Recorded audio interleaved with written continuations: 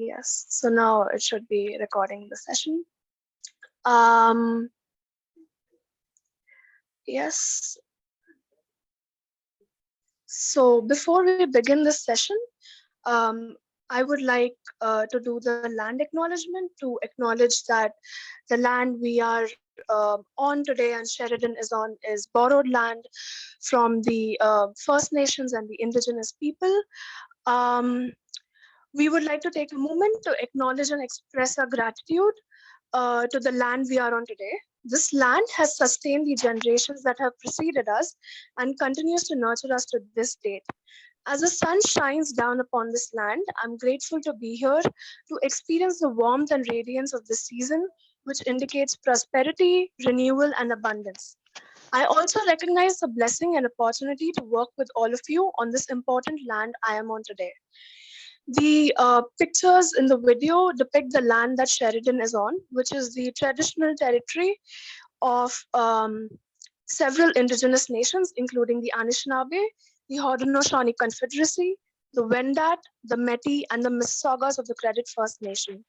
But as we meet on this virtual platform, I encourage you to reflect on whose land it is that you're on.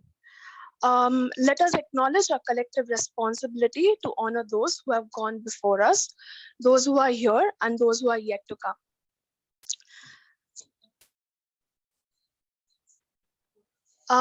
For those of you who aren't aware, this session is a part of the Social Impact Catalyst series, which is powered by RBC.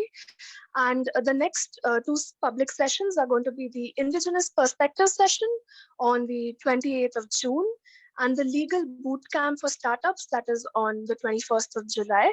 And you're all welcome, more than welcome to attend those sessions. And I will be putting the link to register for those sessions in the chat box.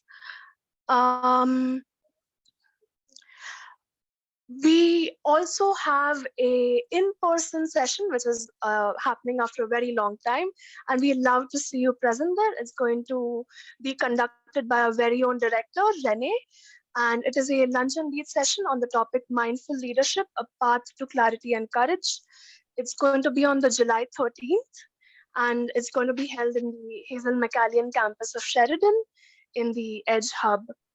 The link to that will also be posted in the chat, so feel free to sign up, and we would love to see you there in person. Now, I'd like to introduce our facilitator for today, Mr. John Lamb. He is he's an entrepreneurship and innovation specialist from the city of Mississauga. More specifically for the Mississauga Business Entrepreneur Center. His role involves supporting innovative scale-up companies in Mississauga or those who wish to locate in Mississauga. His entrepreneurial experiences stem from starting two ventures. One, promoting physical activity to youth through Ultimate Frisbee workshops, and another, connecting people to mental health resources through chatbot technology. John has also taught entrepreneurship courses as a teaching faculty member at Wilfrid Laurier University and led startup incubators at the University of Guelph, Wilfrid Laurier University, and Sheridan College. He studied recreation, business, and psychology in undergrad, completed the Master of Business, Entrepreneurship and Technology, that is the MBET program from the University of Waterloo, and is now working towards a PhD in higher education with a focus on entrepreneurship education from the University of Toronto. Please feel free to ask any questions that are startup related because he is the expert on all things startup. And one last thing before, so at the end of the session, I would request all the SIC participants to stay back for some reminders and next steps. And without any further ado, I'd like to give the stage to John. Hi, John. Thank you for joining us today and facilitating this session for us. Thank you for the warm introduction, and hello, everybody. It's a pleasure to meet you all and to be here tonight to facilitate this session. As Sanjana had mentioned, please feel free to ask me any questions pertaining to the topic at hand today and about anything else that's startup related that you are wondering about. So I'm just going to share my screen. So today we are here for prototyping, and we're here to talk about how to use prototypes. So our agenda for today, there we go, is first we're going to talk about why we prototype, and then we're going to discuss what is a prototype. We're going to talk a little bit about rocket science, and then we're going to jump in some examples of tools and talk about how you can build a prototype, and you can discuss amongst yourselves to get some ideas about the prototypes that you need to build as well. So first, before we jump into why prototyping, we must ask ourselves, why not prototype? So do not use prototypes if any of these three apply to you. Number one, you know everything about what everyone is thinking. Number two, your work is not new, innovative, improved, or creative. Or number three, you have infinite time and money to chase wrong paths. So if any of these apply to you, I don't think today's session is going to be very helpful. Uh, Feel free to spend your time elsewhere doing something else. So give everybody a chance to hop off. For those of you who are still here, it means that these do not apply to you, and we can move on. So why prototype? If the slide changes, there we go. Why prototype? It's about solving a problem for real people. Right? It's not just about creating something that's really cool to have that you think is really cool. Well, you can play with Legos, right? But if you're looking to solve a real problem for real people that they are experiencing, that are causing the pain, then a prototype can help you to figure out whether your solution is going to work in solving that particular problem. A prototype will also help you to learn with greater certainty. In addition to, of course, customer interviews, asking questions to your customers, surveying them, a prototype actually gets something in the hands of your customers, gets them interacting with your proposed solution, and you can learn with greater certainty because your potential customers, your potential users are they have more information to work with to give you more concrete feedback that you can be more certain about. And of course, to minimize resources spent, right? Consider route number one. You do some interviews, you do some surveys, and you think your product or your solution is going to look like product A. You need to hire three engineers and you need 6 months to build this product and then patent it and then launch it and take it to the market, and all of that is going to cost you $500,000, right? That's without a prototype, right? So it could be very costly and very time consuming for you to not use a prototype if you just build your product right off the bat. Whereas using a prototype allows you to iterate. You can slap something together really quickly, very minimally, and then get back to the customers and talk to them and see whether your proposed solution, even in its rudimentary format, will help to solve their problems. And if not, well, what needs to change, right? So it allows you to take those baby steps to then kind of shuffle towards the right product to build. And it also allows you to build relationships along the way. So when we think about why we prototype, right? It's about the effort that you put into it and the learning that you get from it, right? So, in the early stages of your venture creation, there's a lot of unknowns, right? Whether you are willing to admit it or not, there are a lot of unknowns if you are building something new and innovative. If you don't know everything and aren't able to read everybody's minds, right? There's a lot of unknowns, and you are going into your venture with a lot of assumptions, which means you need to validate the assumptions, you need to gather data, you need to talk to people to learn from them and understand whether what you've assumed about your customers, your market, your users, right, the problem that they're experiencing, whether all of these assumptions that you have are true. Because if you're having an idea, the idea is mostly born from you or any of your co-founders, and you might be observing the customers and the users. But in order to actually learn from them, and be sure that your assumptions are correct, you're going to need to learn. You're going to have to get information from your potential customers and from your users. So, how do we do that?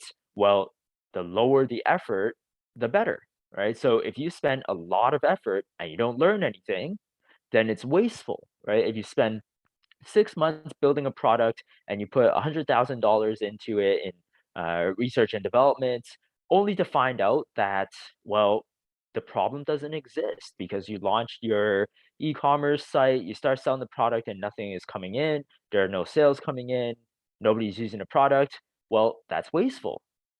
You've only learned one big thing, that what you've created in terms of the product is wrong. You don't know why it's wrong, how it's wrong, who it's wrong for. All right. So that's a lot of effort, low learning. Therefore, it's wasteful. If you spend a lot of effort and you learn a lot, well, that's great because you've learned a lot, but it's also inefficient. Right. And if you don't spend any effort and you're not learning anything, then, well, why even bother? That's just the same as sitting on the couch and watching Is a Cake, right? You're not doing anything. So, why even bother? So what we're trying to get to here is this lower right-hand corner of efficiency, low effort, high learning. How can you learn with the greatest amount of efficiency? How can you learn the most without doing a lot, right? And that's what prototypes allow us to do. All right, so prototype, MVP, and product. Raise your hand if you've heard of these terms before, specifically MVP. Who's heard of the term MVP?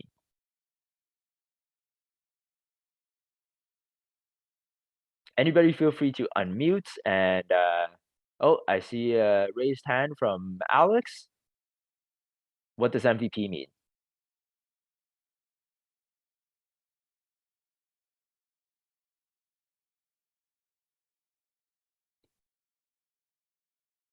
Alex, if you're trying to talk, you are on mute, or maybe Oh, that was sorry me. about that. MVP means minimal viable product. So essentially like the most basic version of your solution or your product that still functions the core purpose of your, I guess, solution.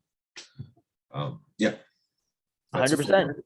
Yeah. So MVP in this context does not mean most valuable player. It means minimum viable product, right? So to differentiate the difference between a prototype, an MVP, and a product, I've broken it down this way.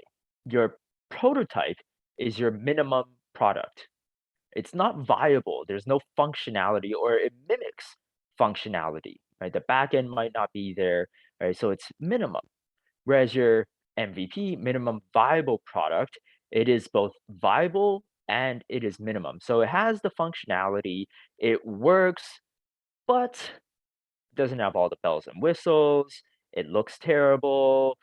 It's not really ready for launching in the wild. You might be able to get it into the hands of some select customers and users to test, uh, but in order to launch in a mass market, probably not going to fly. And your product, of course, is the viable product, right? You're scrapping the minimum, and it's just a product that you will sell at the end. So this is how I differentiate between prototype, MVP, and product. The prototype is the minimum product, MVP, minimum viable product, and the product is the viable product. All right, it's commercializable. So some examples: ice cream. This is a company that was born out of Guelph. Uh, there is this couple that they own a goat farm, and goats produce milk. They have some extra goat milk that they didn't know what to do with. Usually, goat farmers sell the goat milk to goat cheese producers, and any other goat milk product producers. Instead, what Utterly Ridiculous decided to do was make their own ice cream with goat milk. Right? So their prototype, anybody can make ice cream at home, right? You can look up how to make ice cream via a YouTube video, and you can create homemade ice cream, right? And that's exactly what Utterly Ridiculous did. They used their extra goat milk and they made some ice cream. And in their prototype phase, they invited their friends and family to their house to test flavors, right? So they were testing their recipes, they were testing the flavor profiles and whether people enjoyed a particular flavor over any other, right? And through that prototyping phase, they found that yeah, there were some flavors that were more popular, like red wine and dark chocolate, uh, peach and mango, uh, blueberry and something, lemon and something, right? So they were getting pretty creative with the flavors, and that came from their prototyping. This middle picture here is their MVP. There's a package around it. It's branded, right? It's in this pint. Everything is packaged. However, it's not ready to be sold in stores yet because there are a lot of regulations that they have to adhere to in order to sell a food product. But what they could do was they could invite their friends and family and their extended networks to ice cream parties, and that's exactly what they did. They had ice cream parties for people to taste test the ice cream, and at the end, they could go buy a pint of their favorite ice cream, right? So that was their MVP, right? It was minimum but viable because you can buy a pint of this and it looks legitimate, right? Now, the difference between this MVP and the final product is you can see, right? This picture on the right here is what you might see in grocery stores, right? It is a sealed package. The recipe is refined and it is ready to be put into stores. It has a strong and long shelf life, right? There is the nutritional information, the ingredients list. It adheres to the regulations of the food industry. That's their final product, right? So prototype on the left there, right? They're just making ice cream in their kitchen.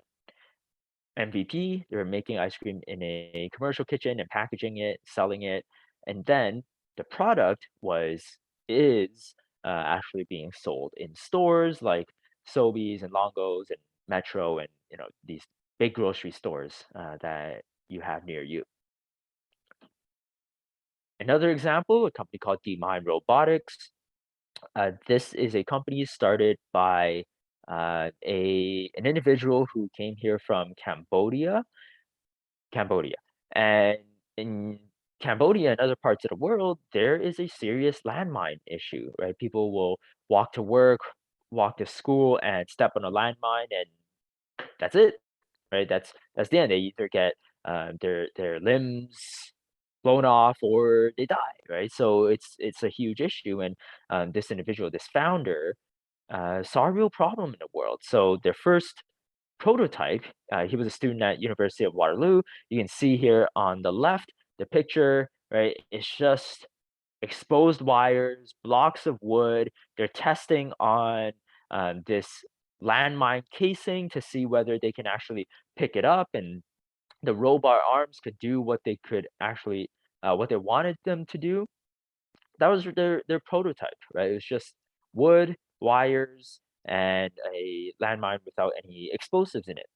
Their MVP, as they were in more serious discussions with the governments of other parts of the world and places like the United Nations, right now their MVP is something that actually looks more like a robot that somebody can drive, right, with a remote control. You can operate. You can see there are some drills on the arms there on the sides to actually get into the ground, right? So now it's viable. If it wanted to work on an actual landmine, it could probably do so, right? So they were using that to test, some other features of their robot and some other critical aspects of the process of detonating a landmine safely so that it wouldn't blow up.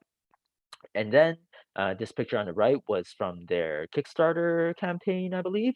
And you can see, right, the robot, it's not exposed skeleton robot. There's a casing around it. It looks a little more official. It looks very a lot more polished, right? You can see that the tires there have changed into the tread for more all-terrain operations, right? So you can see the progression between a prototype, an MVP, and a product that is ready to go to market.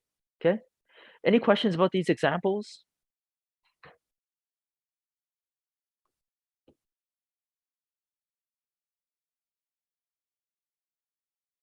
Okay, moving on then. So on to rocket science. Even if it's rocket science, so before we talk about rocket science here, like legitimate rockets, uh, here are some really well-known companies or companies that have grown to a sizable manner that can be recognized um, by almost anybody in the world. So I want you to guess any of these companies. These are their early stage prototypes. Does anybody know who these companies are in any of these pictures?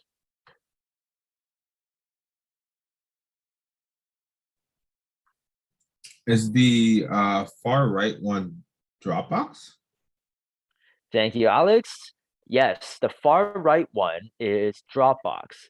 And it is a very interesting case because this screenshot is a video that they posted. So for those of you who don't know, Dropbox, um, it's like Google Drive, right? So it's cloud computing. And when they started, cloud computing was a very rare thing. You had to save things on your USB, on your external hard drives, on your device. Right now, you can just sync it to the cloud, right? So Dropbox was kind of uh, pushing things forward and really being innovative. And how they started, they wrote zero code. Their initial prototype was a stop motion video. These images of the laptop and the phone are actually just paper cutouts. And they did a stop motion video with paper cutouts to explain the concept of Dropbox, of how there's an individual who went on vacation and they lost their camera and now they lost all their photos. Well, are you tired of forgetting to bring your USB to work? Right. So they've highlighted a problem and they've introduced Dropbox as a solution for no longer needing a USB, no longer needing any physical hard drives. Right. So their initial prototype had no lines of code. It was just a stop motion video with paper cutouts of these images, right? And they use that, they posted that in a forum to gauge feedback. And what they found was people really liked the idea, number one, and they also got a lot of suggestions for use cases. People were saying, well, I could use it for this. This is great. I just had this problem yesterday, right? So they were getting a lot of feedback, and this is a very ingenious way of using a prototype. Again, no lines of code, no building, just a stop motion video. You could probably create a stop motion video in an afternoon. Um, if you wanted to prototype anything, that's a way to go, right? In order to gather feedback from your customers and your users.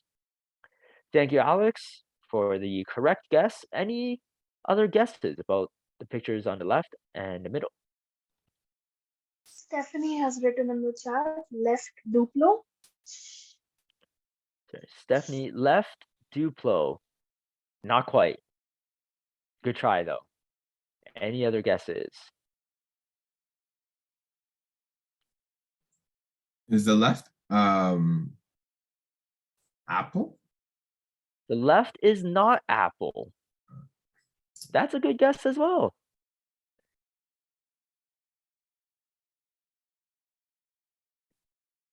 Building a bridge or a structure.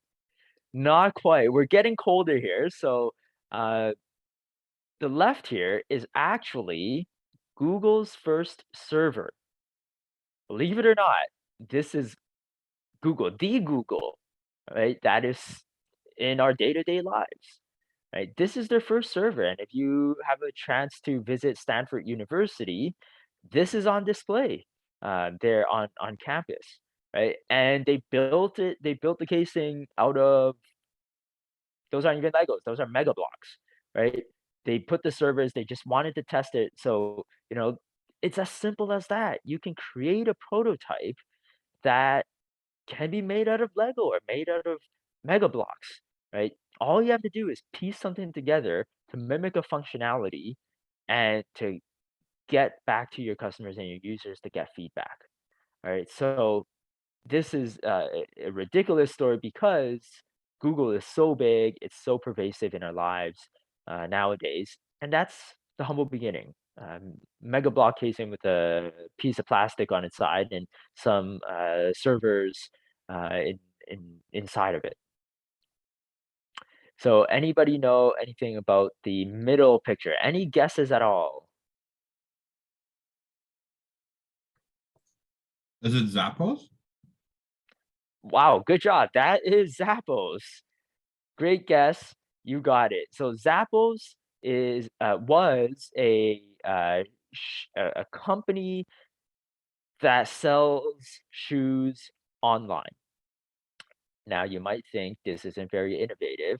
They started back in the late 90s. And at the time, e-commerce was just starting to be recognized as a thing.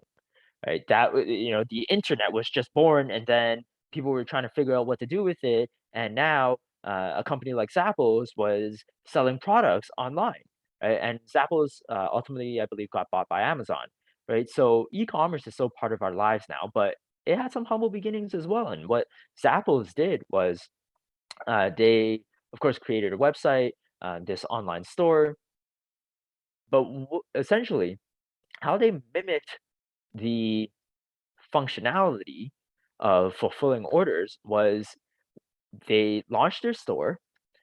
Once an order came in, they would send an email saying, your order is being processed, run to the shoe store, buy the shoe, and then ship it.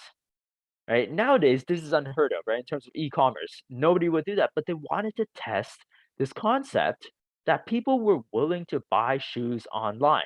We all are now, but in back in the day when they were starting, this is a completely new concept, right? So they were doing something so simple. They didn't have to build anything on the back end to handle orders, to process orders, to then, communicate with a manufacturer or another store to ship the shoes over to the address of the customer that came in. There's a lot of logistics that has to happen for these systems to communicate. All they did was run to the shoe store and buy the shoe and ship it out. Right? That was their prototype. Right? It was minimum. They were mimicking the functionality of what their site was going to do, unbeknownst to the customers, right? The customers just thought, wow, online shoe purchasing. Amazing. I'll submit my order, right? So three very interesting cases of prototyping. These, very monumental companies that we know of today. Zappos is no longer a monumental company. At the time, it was pretty innovative. Ultimately, got purchased by Amazon. But it's a really good example because at the core, it's an e-commerce company, right? So nowadays, e-commerce is so widespread and so widely accepted. Uh, you know, partially because of companies like Zappos who were pushing the boundaries and really pushing for e-commerce on the internet in the early days. Okay, any questions about these examples before we move on to actual rocket science?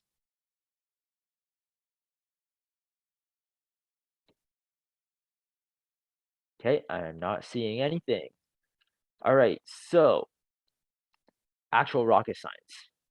Let's say Elon Musk is on campus at HMC and he's saying, look, I'm looking for Sheridan College students to build the next SpaceX rocket that can take us to Pluto. How would you prototype something like that?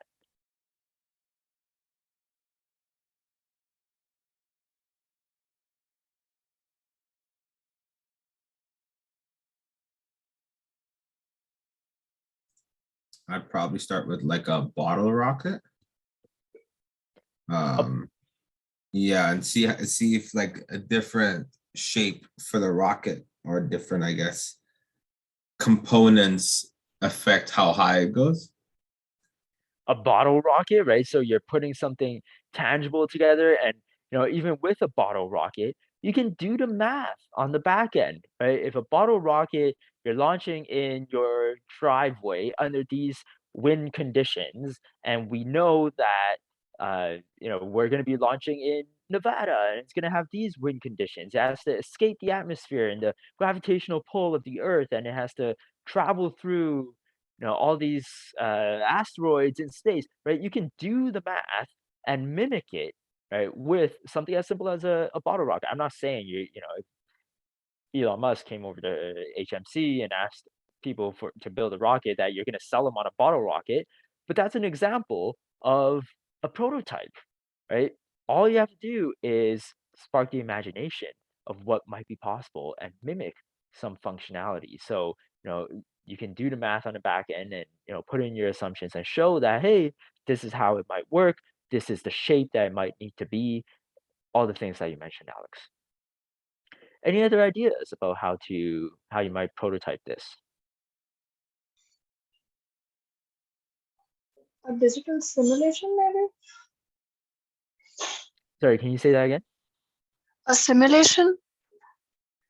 A simulation, yeah. So if you have access to a program that allows you to simulate some kind of uh, physical conditions, you can plug in the constants, you can plug in your assumptions about the expectations of flying from Earth to Pluto, right? And you can plug in those numbers and do a simulation to see how the rocket will fly, what you need to do, how much gas you need to, how much fuel you need to put into the rocket, et cetera, and mimic, right? Again, that functionality.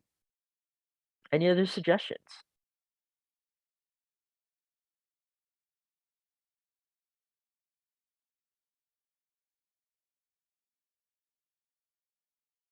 All right, I'm not seeing any, so I'm assuming that you all understand the concept here. It's about mimicking functionality. How can you demonstrate to your customers and your users that your potential product, not product yet, but your idea of a product can solve their problem?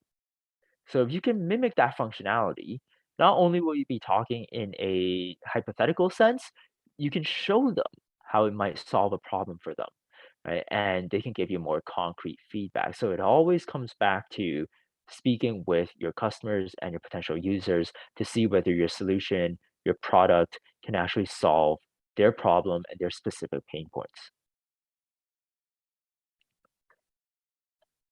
Okay, so just a reminder, right? Minimum viable product, prototype, uh, is the minimum product, the MVP, of course, minimum viable, and then the product is the viable product, right? So, okay, we talked about why we want to use a prototype. When should we use a prototype, and when should we not?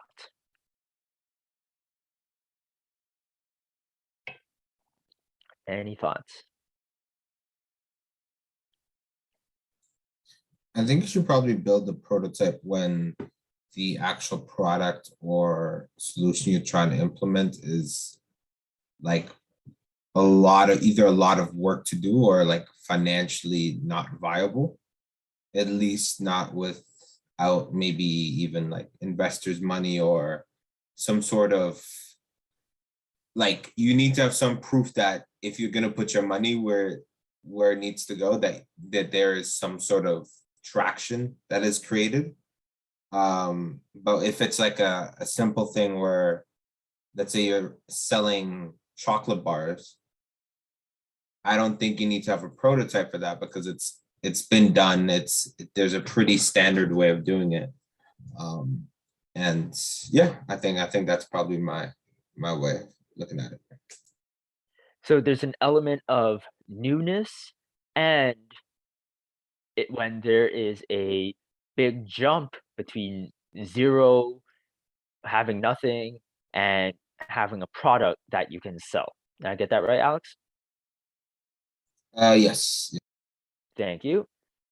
Any other thoughts about when you should use a prototype? And I encourage you to think about, your own ventures, right? At which stage of your venture development should you use a prototype?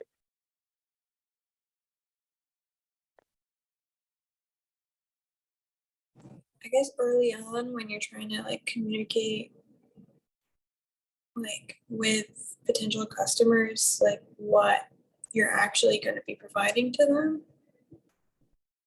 Early on. Yeah. Yeah. Hannah, how early?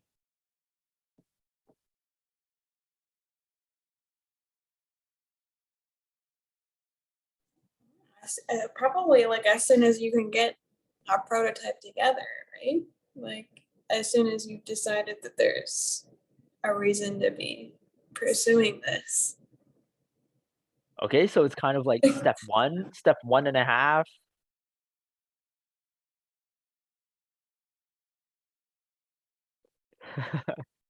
Not trying to put you on the spot, but you're right in the sense that early on, right, prototypes come in handy, right? So I'm trying to nail down exactly when a prototype might come in handy and when it might not. So have you all heard of the terms design thinking, lean startup, agile development?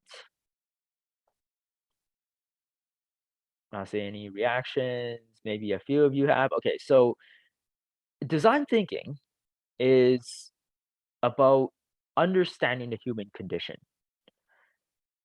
empathizing with your potential customers and your potential users to really understand them and create or ideate on a solution that might work for them and solve their problem.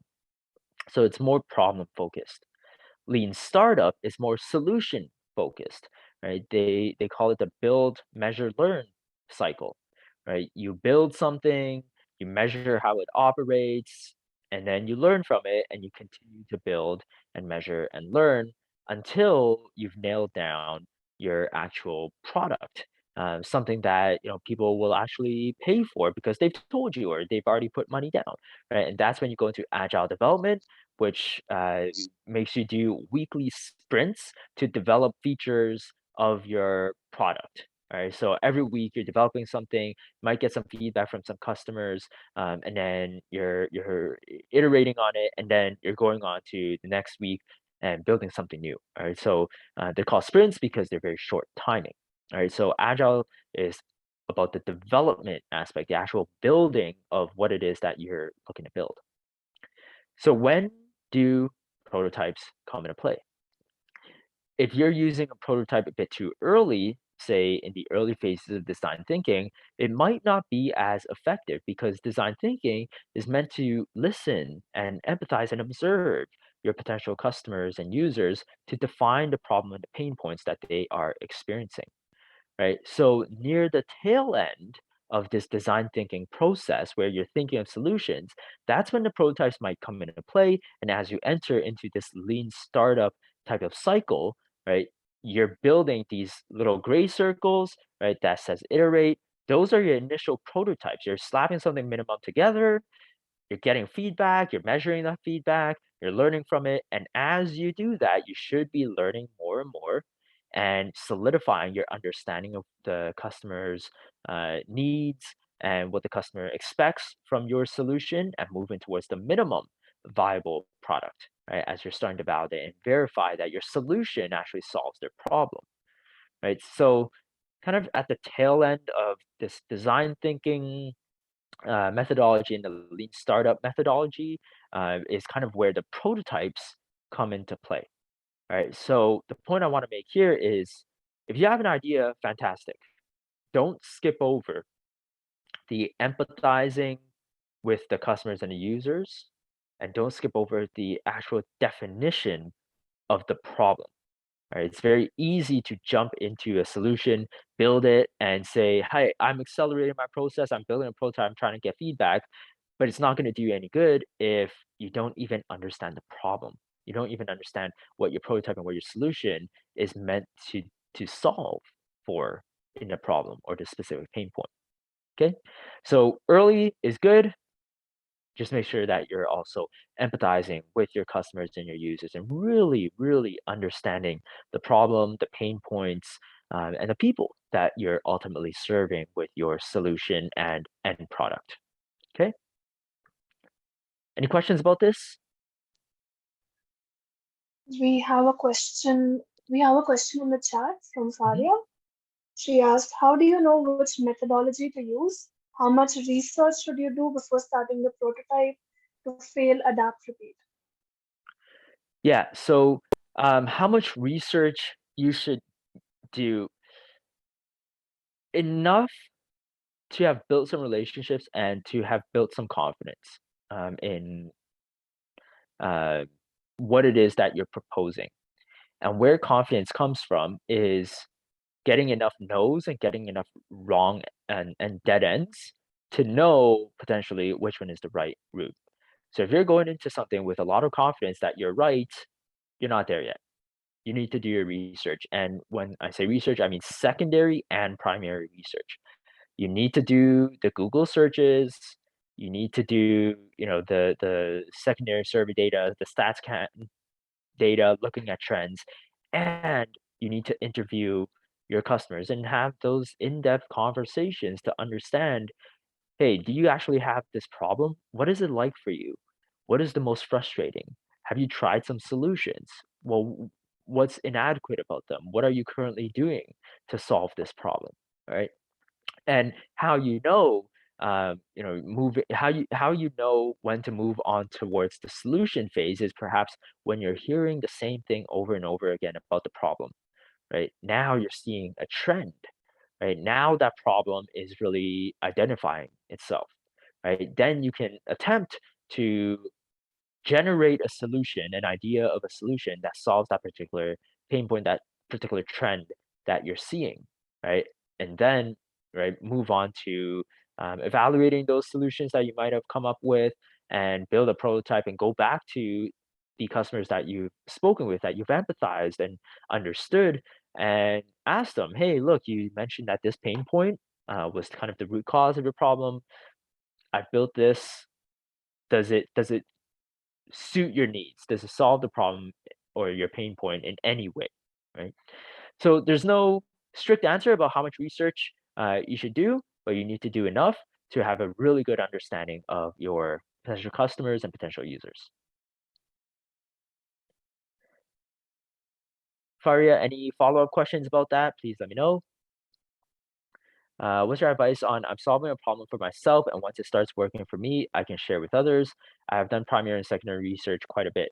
Well, if you're solving a problem for yourself, fantastic. What is the expectation though? Are you looking for 1 million customers? Who are you looking to sell to? How many sales are you looking to generate? Because if you're solving the problem for yourself, there might be a chance that you are the only one in the world that has that problem and you're your only customer.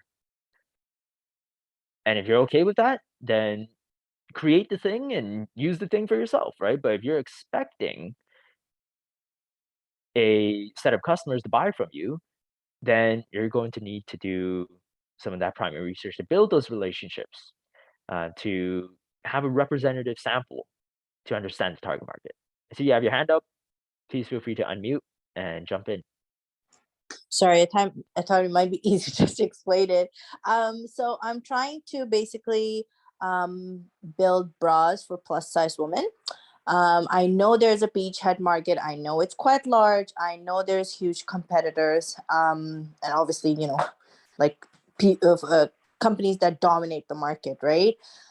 So I understand from that perspective. I am at a point where I have my prototype idea, but I'm just not sure if I should just get a sample of it and start doing beta testing with folks. I already have folks ready for beta testing, and I have done the interview process and everything.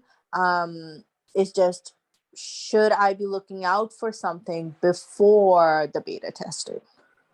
How much is it going to cost you to create what you want to create?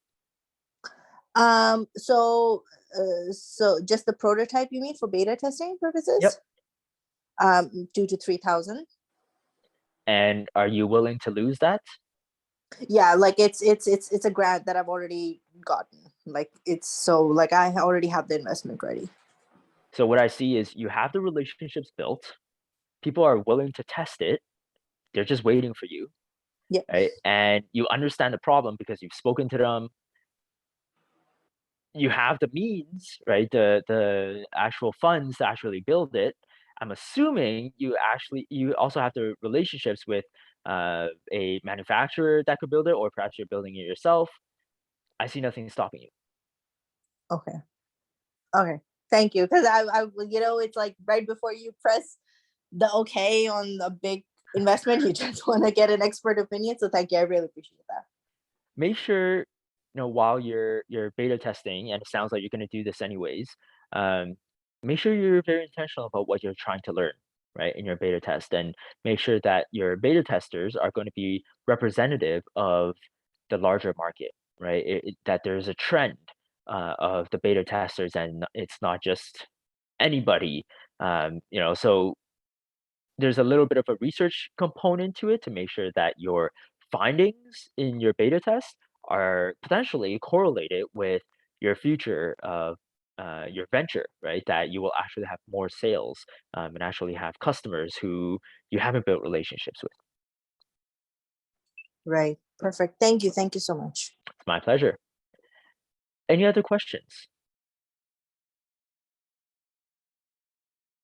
All right, moving on. Okay, so as I mentioned to Faria, right, you have to be very intentional about using your prototypes, because the goal here is to learn. It's to learn about the customers, it's to learn about the users, right? So you need to go into thinking that this prototype is a vehicle for you to learn, and it's not just something cool that you're building. And I raise this point because it could be very easy to get trapped and sucked into this uh, positive way of thinking of this excitement about your product, right? But the product itself is a vehicle for solving a problem. So you need to be intentional to make sure that you understand what it is that you're looking for in your prototypes, because the prototype isn't going to be your final product, right? Your goal is to learn. What are you trying to learn? How are you going to measure it? What results are you looking for to indicate that something is successful or not? What would you do if it's successful? What would you do if it's not successful? So you kind of have to lay out this plan from the outset, or at least, you don't have to go into too much detail, but have a good way of thinking about this. Have some preliminary ideas about what to expect in the results, what to do if you don't get the results, and what to do if you do get the results, right? So don't waste your prototypes, because even prototypes cost time and money to build, right? That way you maximize your learning. It's all about low effort, high learning. So be intentional about what it is that you want to learn, how you're going to learn it, what are you going to do once you learn it. Okay? Some tools. Not going to go through all of these. I do have some examples. So I'm just going to list it. This top left W here is WordPress, Weebly, Wix. These three W's on the left, they're website builders. Very, very handy to just set up a landing page, a pre-order button, a sign up for an email list button, to see whether there's interest, right? And whether people are actually responding and finding your landing page. This little coyote with a paintbrush is GIMP. It's kind of free Photoshop, so you can edit your images to put your images on your landing page, for example, or your social media, so that you can start communicating with your customers. Canva also does something similar as well with the templates.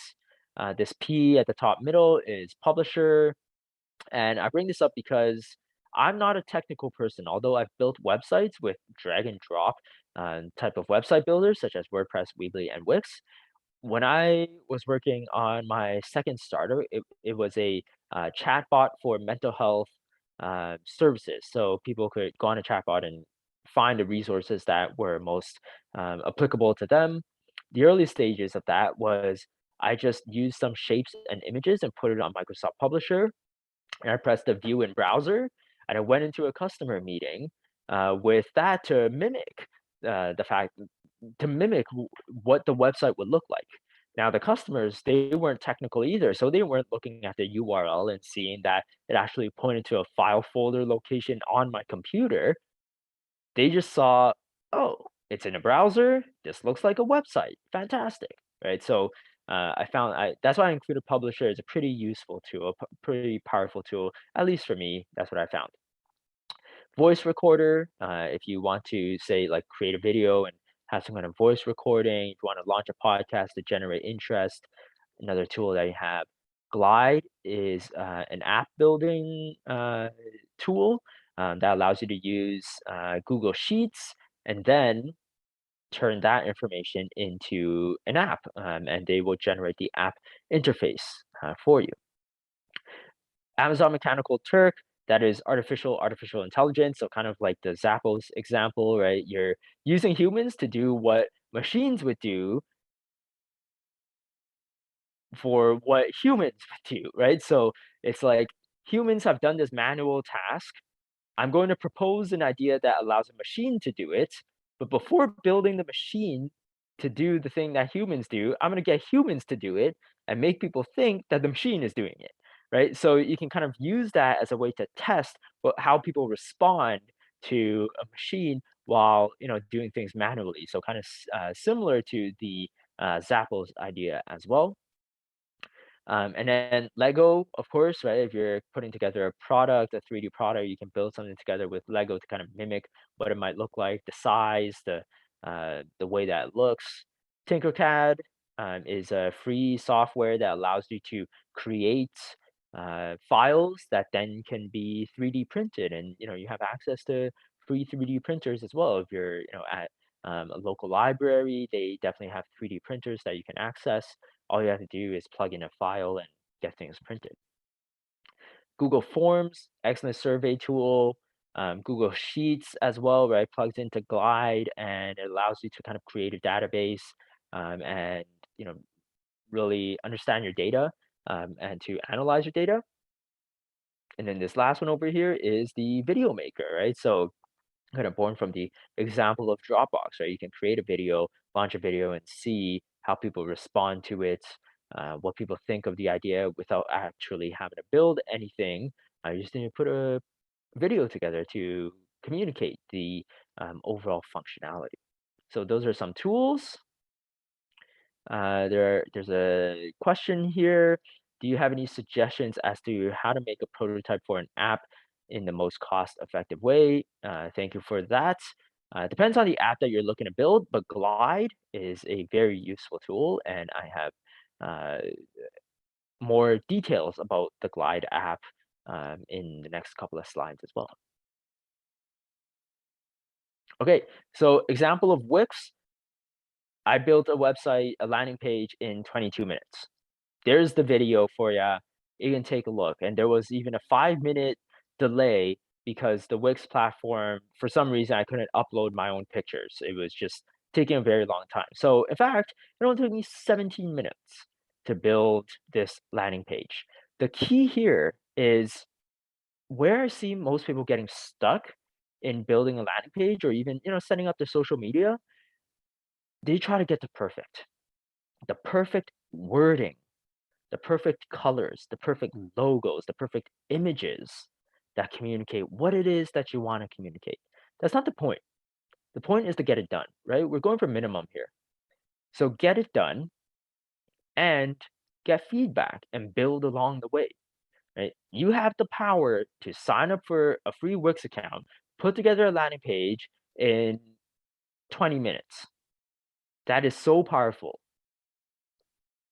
Forget about all this upfront build, trying to get things perfect. get something out there in 20 minutes and go back to your customers and talk to them and understand whether your proposed solution will work to solve the problem, right? So you can watch the video there, but super simple website builder, drag and drop, template it, very easy to use. Set up a landing page. You can put a pre-order button or sign up for the email list button to be notified when your product is ready or to be notified by any promotions that you have. Then you can jump into an email campaign, send them content, become a thought leader. There's a lot that you can do with a landing page. Glide app. So this is an example of the Glide app. So I started with the Google Sheets here. I was making a recipe app for my family and me to share recipes. So you can see here, oven baked salmon. It's not very difficult. The time it takes 45 minutes, right? I plugged in all of this information, uploaded some photos from Google Photos. I took these photos, they're in my Google Photos, so I just plugged them in, and you can see that there's a link over here to the image, and this is what it looked like. Now there's a visual database, and I could get an icon on my phone that then accesses this particular page on the recipes that I've plugged into a Google Sheets, right? Glide app also has a bunch of different interfaces as well for you to work with. It's not just listing something with an image like what you see here with the recipes. So if you're building an app, I encourage you to look into this as an option. Our Jacqueline D'Souza, I encourage you to look into the Glide app and reach out if you have any questions about it. Okay, and if any of you are building a product, right, Tinkercad, this is something that I built as well, or I've used as well. I have two palm trees, right, and they grew pretty big, grew beyond the pot that I had them at, and their roots took out the plastic basin that separated the dirt from the water reservoir. So in order to make use of the pots that they've outgrown, I have to 3D print this other basin or this other separator for the pot so that there is a water reservoir. It was so simple. All I did was drag a cube, flatten it into a rectangular prism, put some cylinders on there, and then use this one with the diagonal lines because that's the one that takes away instead of adds a solid piece. And I made some holes in there, and there we go. There's a file that's ready to be 3D printed. And for 3D printing, you have to look into who you want to get 3D printed, who your 3D printer is. Most libraries have a 3D printer. Take a look at what file they use or take, and that's all you have to do. You have to go and submit something. So whether you are building a marketplace, right, for e-commerce, if you're selling clothes, for example, right, you can use something like Wix. Set up a landing page, set up 3 products even to start selling, right? And start seeing, and you don't even have to start selling. You can put a pre-order, you can put sign up or notify me when ready, right? And now you can gauge what the demand is for your product. If you're creating a video game, there are video game platforms for you to create as well, but you can create a video, right? To kind of like a teaser video to talk about how your game is going to function. You can do that with, images, or you can mock up, you know, uh, a quick animation if you have the skills to do so to communicate, what the goal is of your particular video game, right? And so there are many ways that you can prototype. My advice to you is to get started, get it done. Don't worry about things being perfect. Okay, so we shall jump. Are there any questions before we jump into the breakout room sessions?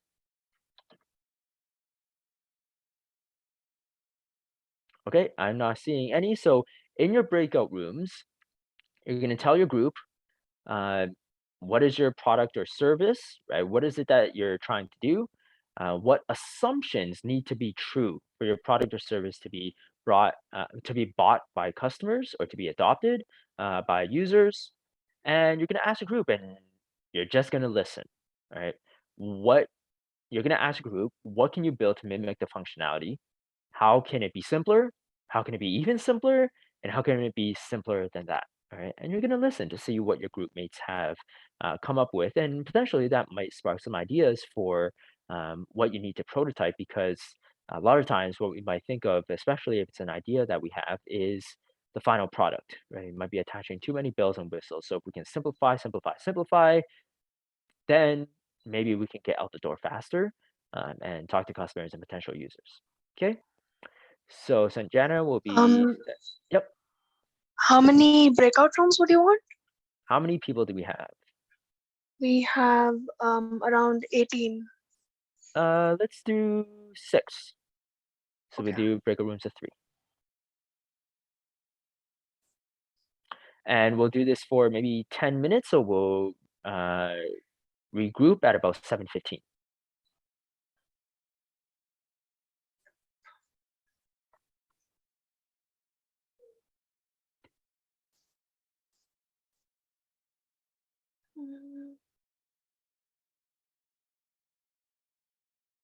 All the breakout rooms have been opened. You should get the invitation to a breakout room.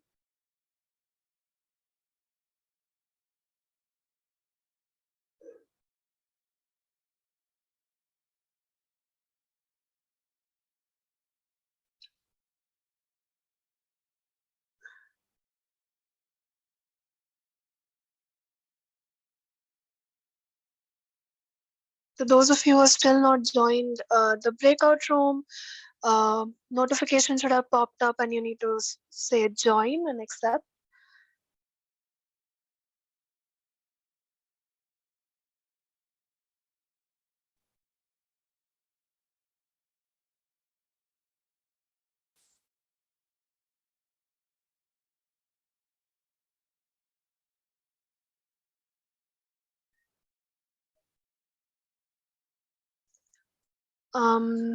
Hamza, Joe, Zara, Thomas, and Boris. You'll have to accept the breakout room invitation.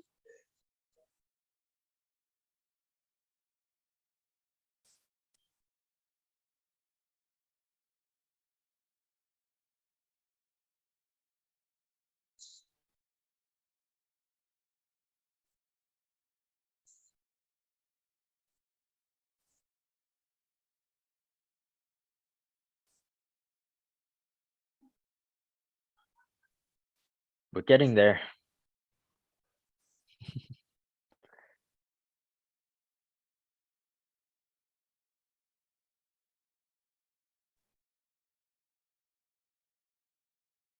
Zara, Boris, Hamza, and Noor. I would need you to accept the notification invitation to the breakout room so that you can join the discussion.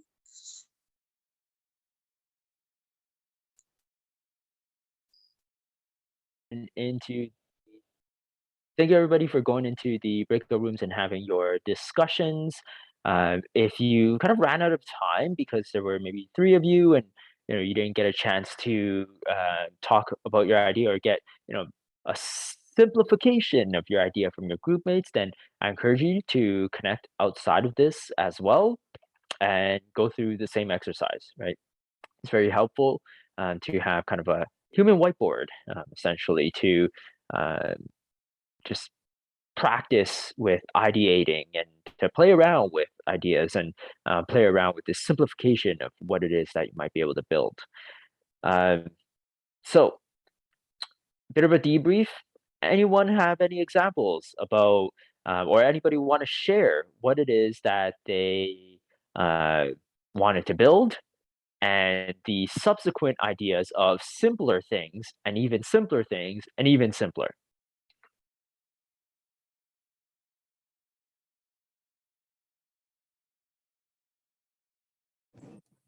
So I planning on making enamel pins, which is a fairly simple thing to begin with, but we were talking about getting, so if you're talking to a supplier, they'll give you a mock-up essentially before they print them, but there's like a minimum order of like at least 100 pieces most places. So we were talking about getting the mock-up and then getting that printed somewhere. And then we were also talking about even like before that, having designs like mocked up and then put on to Instagram reels, as like, and with not the reels, the polls that you can put in your stories, and like having people pick which ones they prefer, like at that stage. Amazing. I love that example because you mentioned the minimum order. Right? It's if you have the money to pay for a minimum order of 100 units, let's say, right? And different suppliers, different manufacturers have different minimum orders. But if you're buying something at 100 units, that adds up, right? Even if it's like $2 a unit, you're putting down $200, right? Are you willing to sacrifice that $200 if you can't move that inventory, if you can't move that initial order, right? And if you don't have any evidence, if you don't have any relationships built with any potential customers who say, yeah, I'm ready to buy, and even if they say they're ready to buy, it doesn't mean that it will translate to sales, right? So if you don't have cold hard cash in pre-orders, then you better be willing to lose 100% of whatever you're putting down for that minimum order, unless you make it simpler, right? To start gauging interest through Instagram Reels, right? To start having a bit of a mock-up, and then you can show it to some people who are immediately within your target market that you can speak with and show it to them face to face to get their feedback. Maybe even take cash off them right away, right? To offset some of that cost of the minimum order, right? So excellent example. Thank you so much, Hannah. Any other examples? Anybody want to share what it is that they're looking to create and the ideas that came out of this exercise of simplifying how to prototype?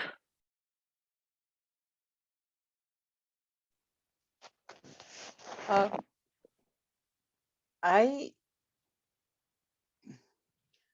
I designed uh, a product which I call this a three-dimensional multi-purpose panel to be made from recycled plastics and steel.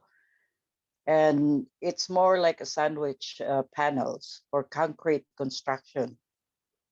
So I had this idea about 10 years ago, but finally I I was advised to um, file a patent of my idea before bringing it to a company.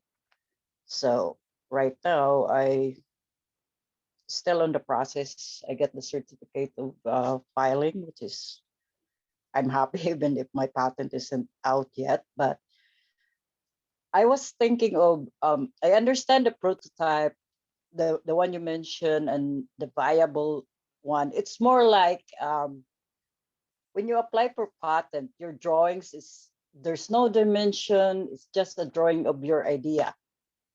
But when you commercialize it, it's when you take into consideration, say for example, my panels. I would go with an ISO, like it should be a standard, like a 4 feet by 8 feet, like a plywood sheet, say for example.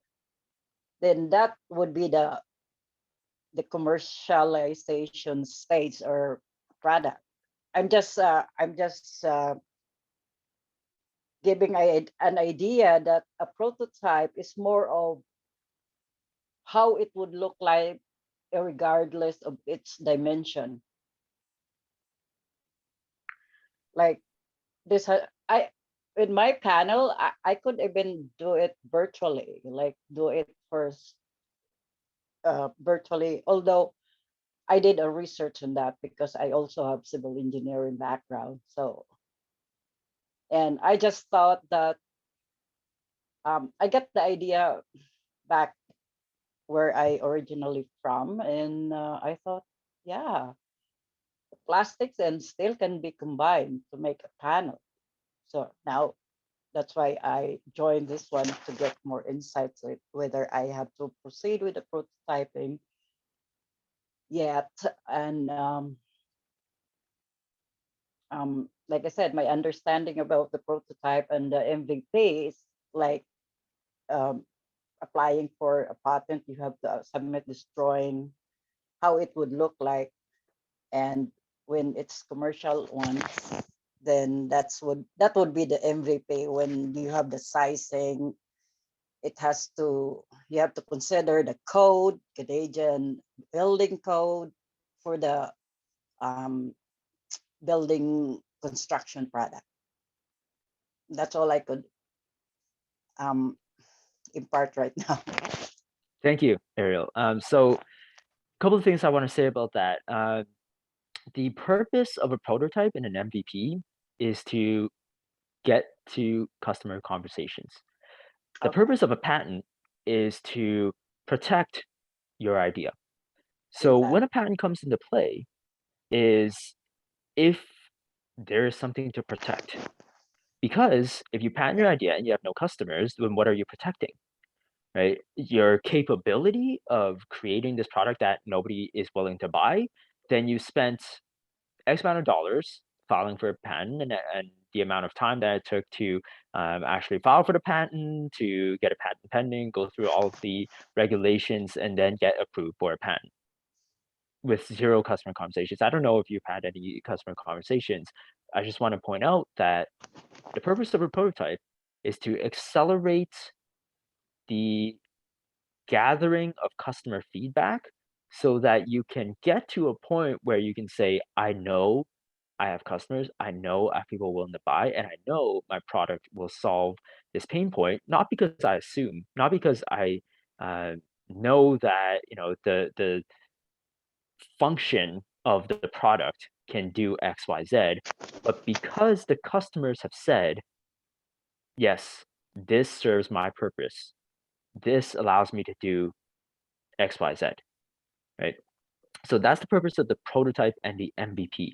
Get to customer conversations quicker to understand and understand with more certainty what that product is going to look like and to kind of wiggle towards that product so you're not building a lot upfront, putting a lot of money and time and investment upfront only to find out you have no customers. Okay.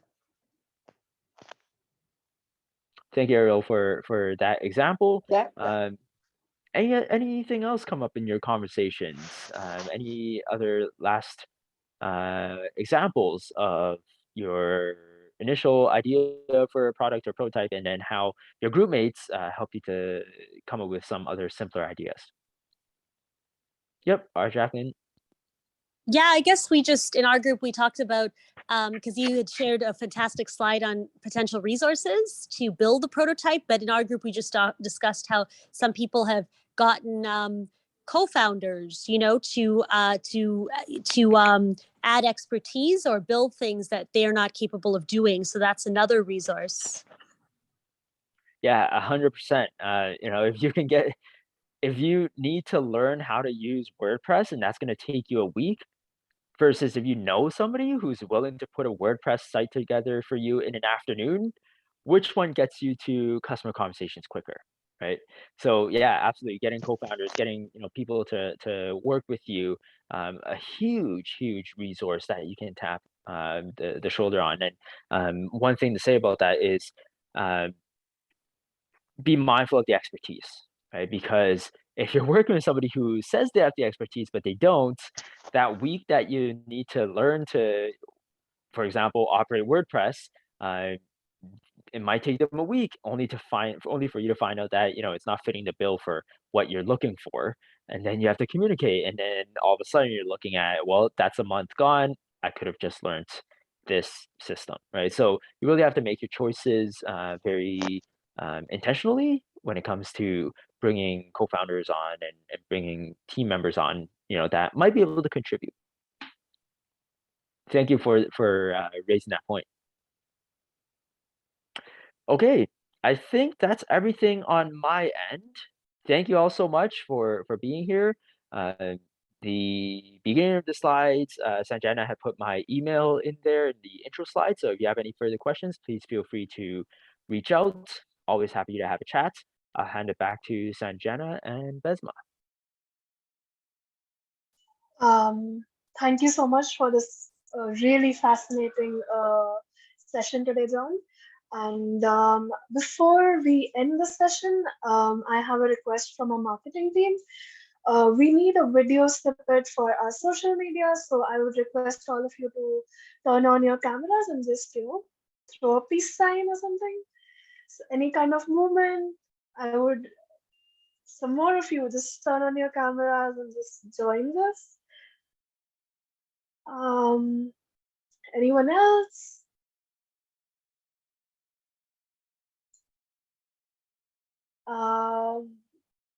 Hamza, Benjamin, Andrew, just encourage you all to do it, or else we'll do it at the count of 3, and I'll just record the bit for our social media. Okay? Any kind of movement is good because it's going to be a video. So 1, 2, 3.